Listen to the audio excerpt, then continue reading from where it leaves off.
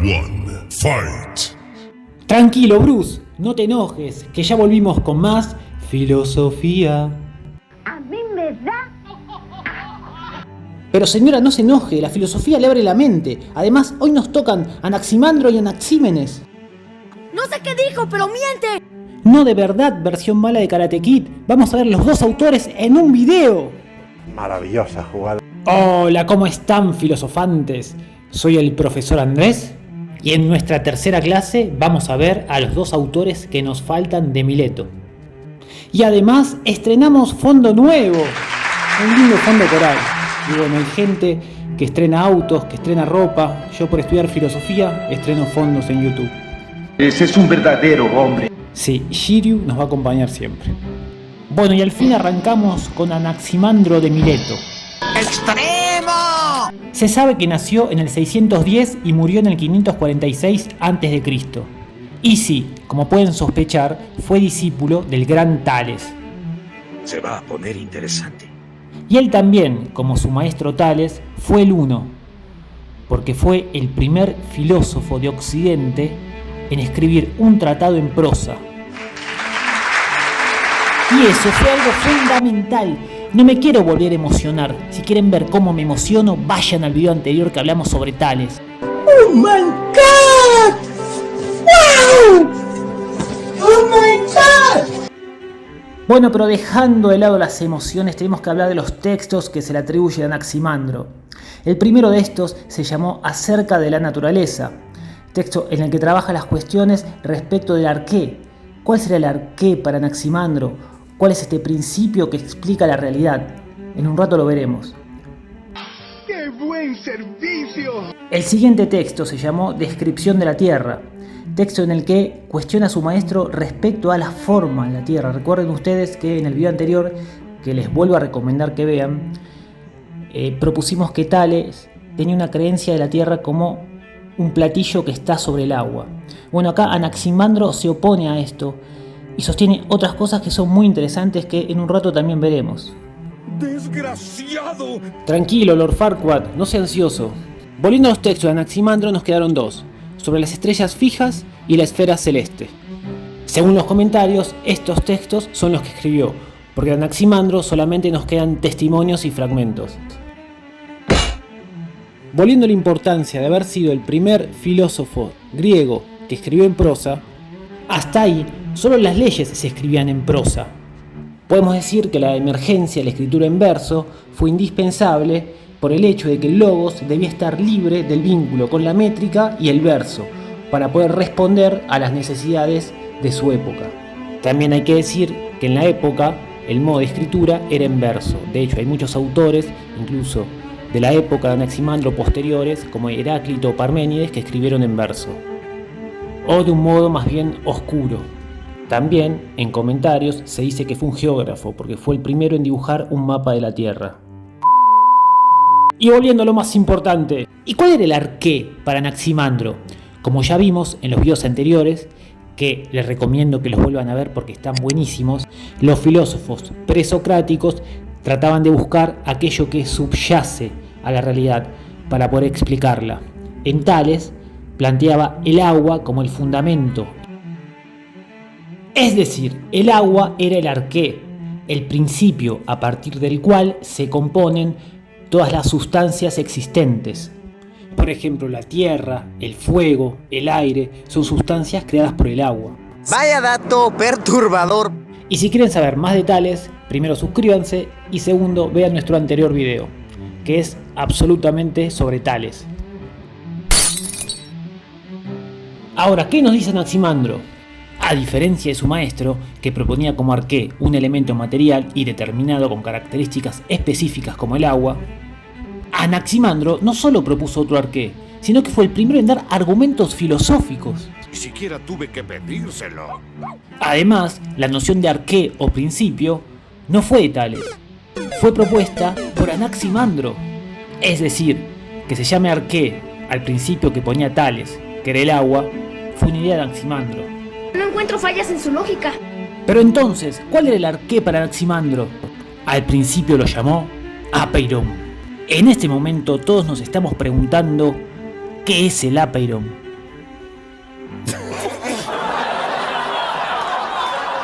Bueno, no sé si todos, pero algunos que estén viendo el video quizás sí.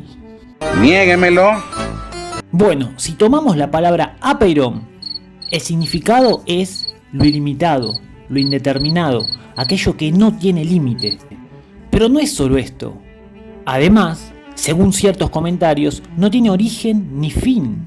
Entonces, ¿cómo aquello que subyace a la realidad, que le da fundamento, puede ser algo que no tenga límites? Pero si tomamos la interpretación que da Aristóteles en la física,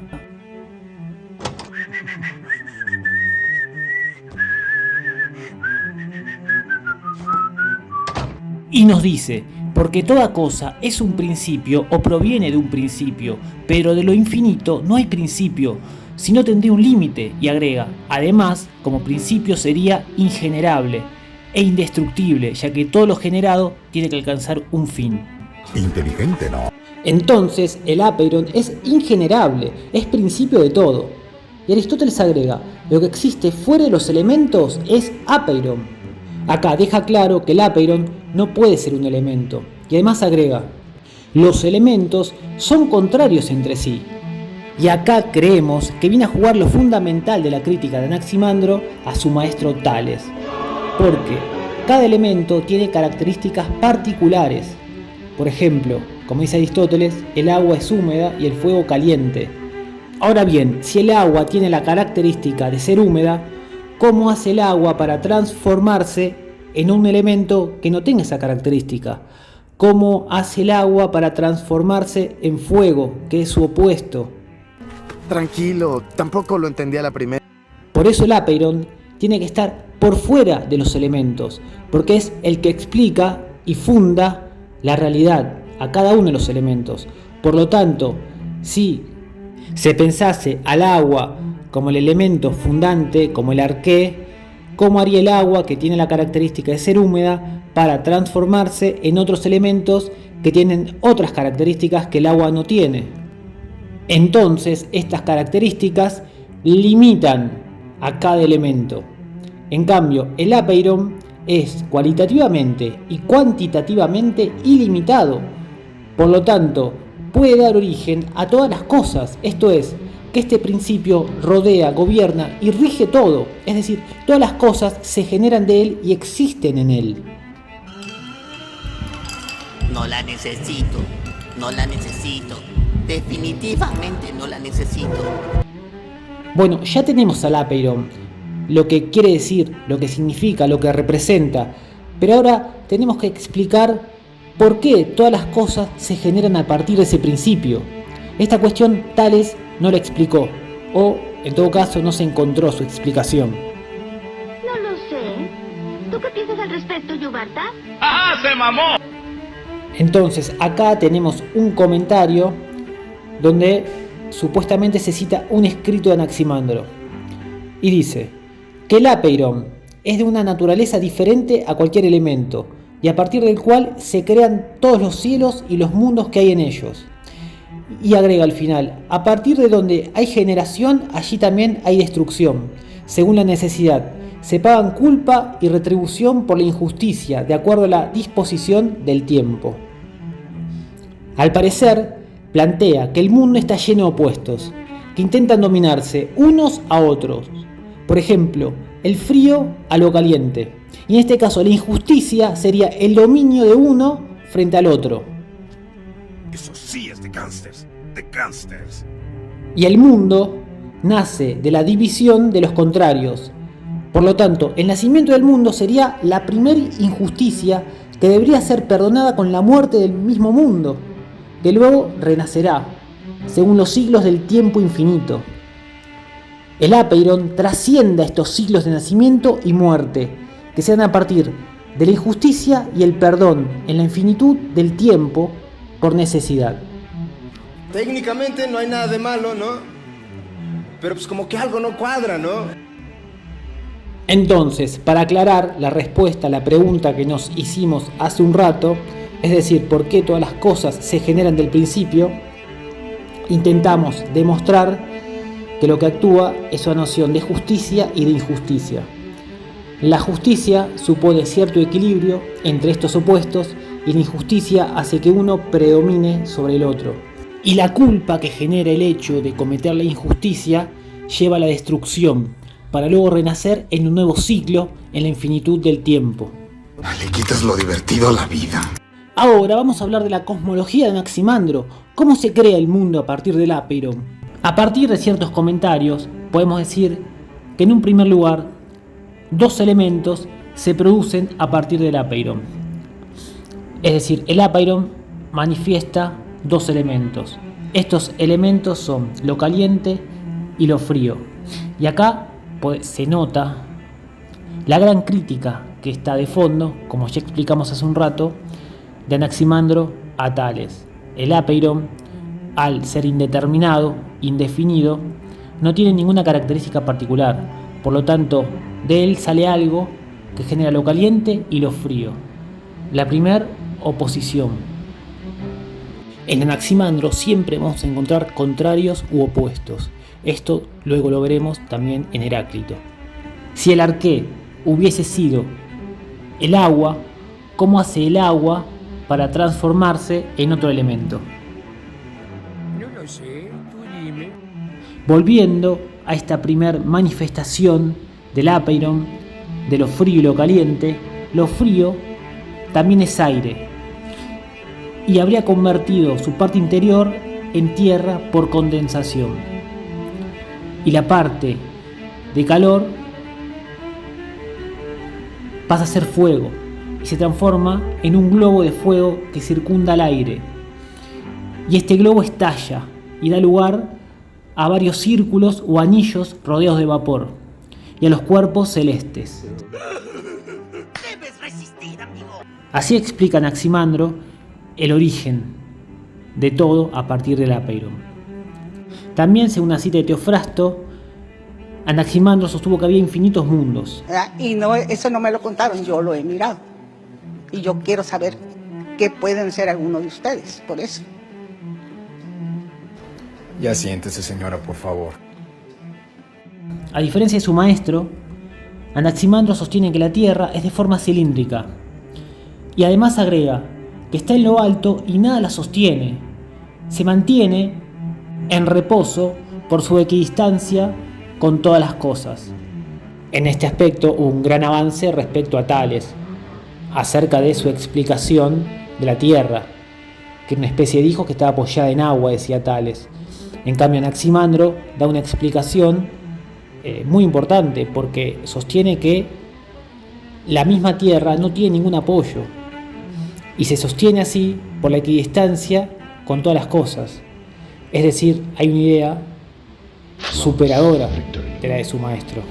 Y para terminar ya definitivamente con Anaximandro, vamos a tomar una cita de Pseudo Plutarco, que sostiene que Anaximandro dijo que el hombre en un principio nació de especies distintas, porque los demás seres vivos se ganan la vida enseguida por sí mismos, y que solo el hombre necesita de una larga crianza.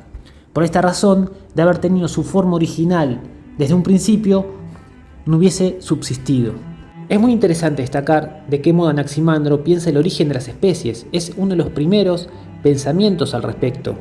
También sostienen que dijo que el hombre nació de los peces, es decir, es el primer intento racional de explicar el origen de la especie. Bueno, y al fin pasamos a Anaxímenes de Mileto, discípulo de Anaximandro.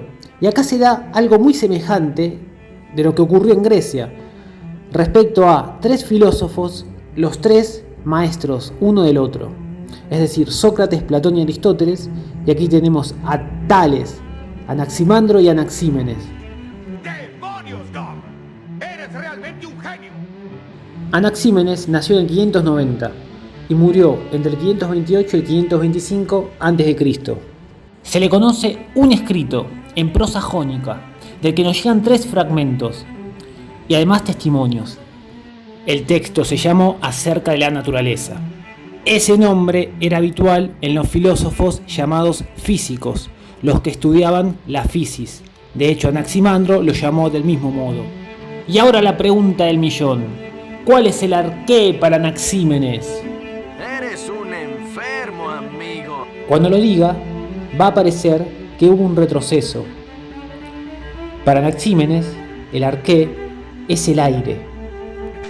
¡Ay, qué bruto focalicero! No, de verdad, chavito, el apeiron ya pasó de moda. ¿Y de qué manera justifica Anaxímenes volver a un arqué limitado o determinado?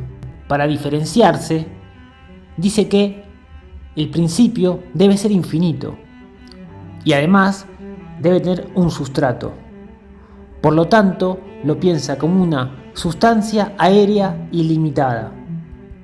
Y la crítica a su maestro Anaximandro, que establecía el apeiron, que era ilimitado, va a ser que el principio no puede ser algo que no tenga un sustento, algo que no podamos conocer.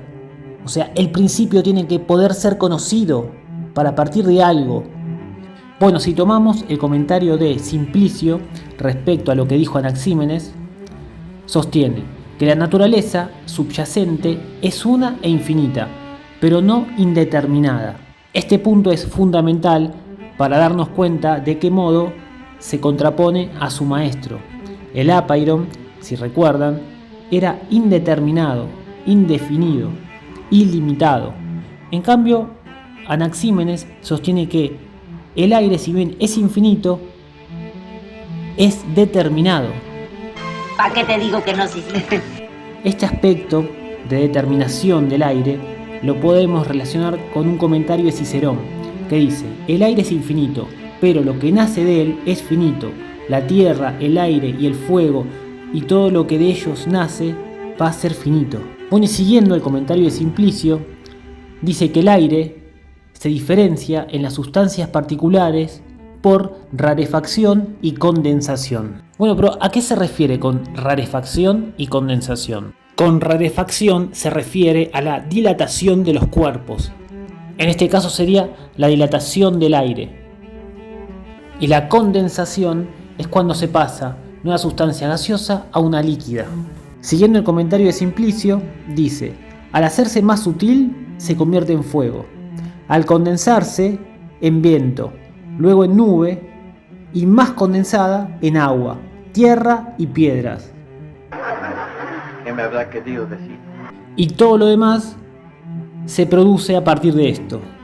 Es decir, el aire, a partir de este proceso de condensación y rarefacción, se va convirtiendo en distintas sustancias. Esto hace que el aire, como arqué, pueda explicar a partir de la transformación que se da gracias a los procesos de condensación y rarefacción, el origen del mundo de un modo mucho más cercano. Bien, yo te creo. Pero mi metralleta no. Para terminar, vamos a tomar dos citas de Hipólito. La primera dice: el principio es aire infinito a partir del cual se generan las cosas actuales, las pasadas y las futuras, los dioses y las cosas divinas y las demás cosas que proceden de aquel. Es decir, el aire es infinito y contiene todo, más allá que sea una sustancia determinada. Y en cuanto a la pregunta de por qué razón elige el aire y no más bien el fuego o la tierra, Hipólito sostiene que el aire tiene la característica del movimiento. El aire se mueve siempre, ya que en efecto todas las cosas que se transforman no se transformarían si no se movieran. Esto es, que el aire es un elemento dinámico, en constante movimiento, lo que facilita la explicación y la transformación del mismo en otros elementos. Podemos encontrar un sentido de fondo a la explicación y a la elección del elemento. No hay una arbitrariedad. Y por último, nos vamos a referir a las consideraciones de Anaxímenes respecto a la Tierra. Según un comentario de Hipólito, nos dice: la Tierra es plana y cabalga sobre el aire, de modo semejante el Sol, la Luna y los demás astros ígneos cabalgan en el aire, porque también son planos. O sea que acá tenemos un retroceso respecto a su maestro Anaximandro de la consideración que tenían de la Tierra. Con Anaxímenes volvemos a la noción de Tales de una Tierra plana, que además está, en este caso, sostenida en el aire y en el caso de Tales era en el agua. Si quieren ver lo que pensaba Tales respecto a la Tierra y demás cosas, vayan a nuestro anterior video, que es todo sobre Tales. Bueno, para ir terminando y sacar algunas conclusiones, se sabe que con Anaxímenes se intenta dar argumentos más racionales de los procesos en el que el aire establece o crea o funda la realidad. En cambio, con Anaximandro encontramos la influencia del orfismo, según ciertos autores, lo que hace que plantee un arqué bastante más alejado de lo conocido. Bueno, y de este modo nos despedimos de Mileto para siempre en nuestro canal.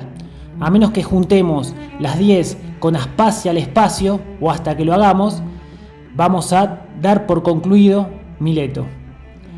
La verdad que me da mucha lástima. Si hubiese existido el fútbol en aquella época, yo habría sido barra de Mileto.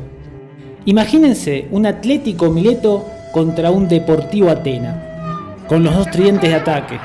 Por un lado Deportivo Atenas con Sócrates, Aristóteles y Platón, versus Atlético Mileto con un Anaximandro, Anaxímenes, Tales. Bueno, y después de esta digresión futbolística barra filosófica nos despedimos. Por favor, suscríbanse, súmense a este coso filosófico que tiene toda la onda.